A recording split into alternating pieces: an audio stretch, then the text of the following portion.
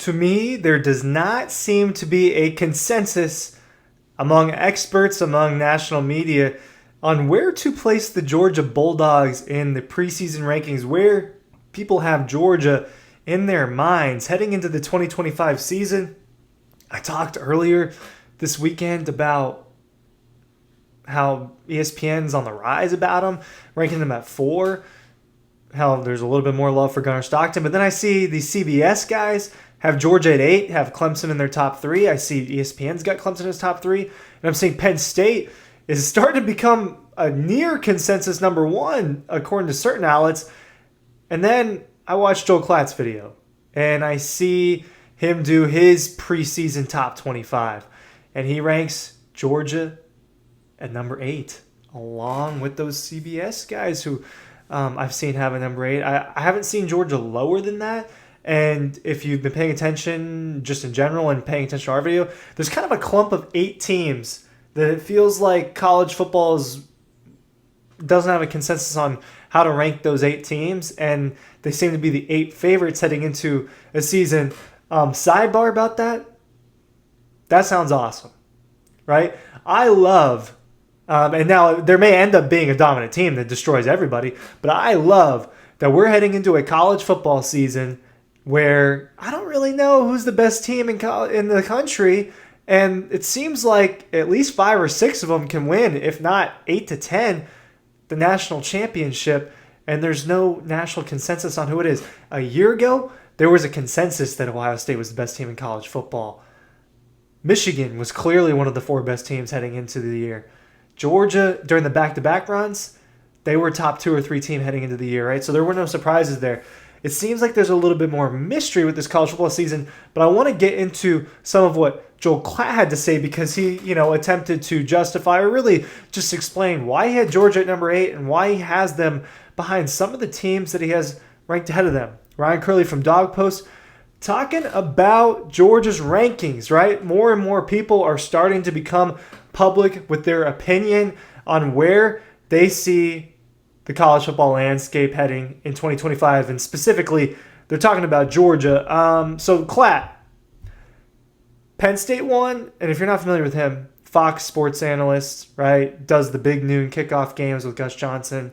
Honestly, one of the people I respect the most in this industry. They're, for me, I tend to have some SEC bias. I grew up in the SEC. I grew up watching it, and I do think it's the best conference in college football. He has a little bit of Big Ten bias, and I get it. We all have a little bit of our biases. I try to throw that out as much as possible, and I think that he's thrown that out in these. Well, let's talk about it. I just wanted to preface a little bit. He's got Penn State at 1. He's got Texas at 2. If you heard me in another video, I am kind of surprised that Texas is not 1 in people's eyes. It's not because I think that necessarily, but just the makeup and the hype around Arch and Sark and all that.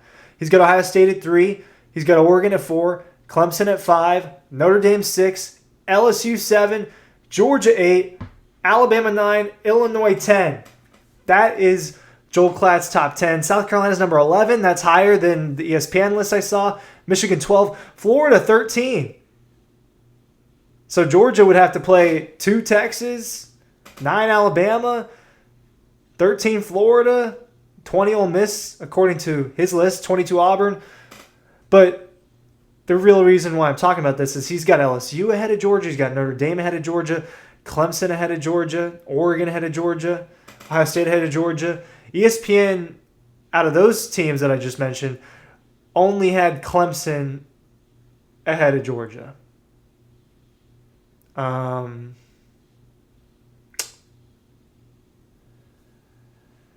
don't really get it with LSU, to be honest with you.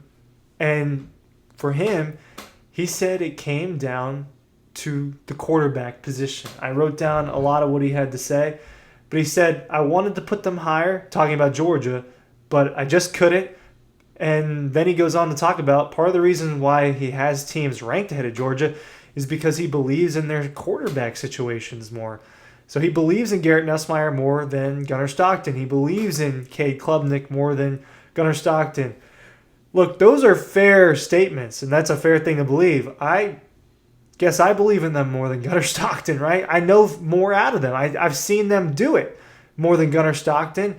And those are guys that, if we're facing reality here, probably going to be top 10 picks in this upcoming NFL draft. And two of those guys, Klubnik and Nussmeier, going to be competing for that number one spot. That's just a reality that we live in, whether you like it or not. And so he said he ranked Georgia ahead of Alabama because he believes in Gunnar Stockton more than whatever Alabama's quarterback situation is, because he just hasn't seen him do it. Now, haven't seen Ohio State's quarterback do it. Haven't seen Oregon's quarterback do it, right? I am blanking on Notre Dame's quarterback for this coming season, and I'm going to try to learn that very fast on the fly. I cannot. Carr, right? CJ Carr potentially going to be the starting quarterback. Now, he's a true freshman, and if he does win the job, I don't trust a true freshman to necessarily play better than Gunnar Stockton if we're basing this off the quarterback position. And Notre Dame lost some serious talent in the secondary. One of them is an Atlanta Falcon and Xavier Watts. I know that they've got some very good returning players, especially on that offense. Jeremiah Love, Jadarian Price, the running backs, Jordan Faison, Jaden Greathouse, the receivers. They brought in some guys from the transfer portal. So I get the love with Notre Dame, and Notre Dame bested Georgia in the college football playoff. And that's not good enough for Georgia, and it's part of why he ranked them at 8. I'll read off the rest of what Klatt had to say, and we'll get into it more. He said, think about the standard of Georgia right now. They won 11 games. They won the SEC, and yet the season was a giant disappointment because they didn't win the national championship. That's where Kirby Smart has put Georgia. And yet, you can't go to the quarterfinals and lose to Notre Dame and it be a success at Georgia, unfortunately for Kirby. He's now become a standard bearer along with Dabo Swinney and now Ryan Day, championship coaches. And he's turning to Gunnar Stockton, who he said he just doesn't know if he 100% believes in. And I think that's fair.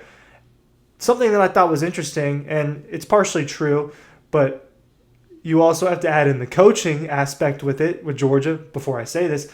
But he said, here's the deal. This is a team that I think is going to have to win because their roster is better than other rosters. So he thinks that Georgia's talent is going to be the main driver in winning. Now, that's usually the case. But you also got to remember, Kirby Smart and this staff is arguably the best in college football. And Kirby is, I don't even know if it's arguable. He's widely considered the best head coach in college football. And that matters a lot. And I think that was on display a year ago. And it's kind of, you don't always get transparency from Kirby Smart. I kind of know that just as good as anyone, especially because I cover the team. I'm not calling him a liar, but he's not always transparent, and he's not super open all the time, right? That's a better way to put it. He doesn't want people knowing what he's thinking, usually.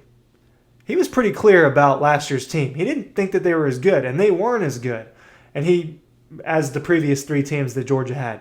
And he felt that was his best coaching job, and that staff's best coaching job. They won an SEC championship. They won an SEC title. A team that went out to Ole Miss and put up 10 points. A team that had to claw its way back from multiple touchdowns and win in 8 overtimes against a 7-5 Georgia Tech. A team that got boat raced by Alabama, a 9-3 team in the first half.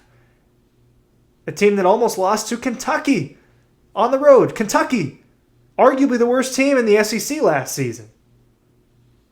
That was what Georgia was. It was also the team that beat Texas twice and won the SEC championship and had a first-round bye in the college football playoff.